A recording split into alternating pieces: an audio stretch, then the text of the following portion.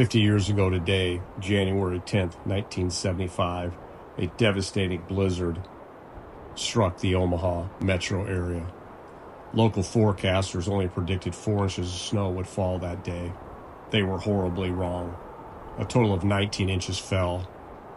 Many people were caught off guard and stranded at their place of work. Children were at school and were released an hour after arriving. There was a mad rush to get home before this blizzard became dangerous to everyone involved.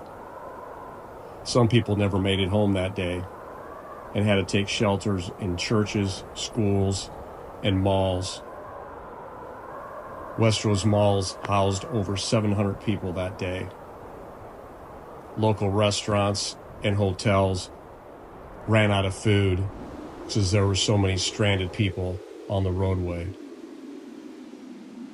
This day will forever live in the memories of Omaha and their citizens. Every time I think of 1975 and that blizzard, I was in 4th grade and still recall what it was like to live through that. If you'd like to see more, subscribe.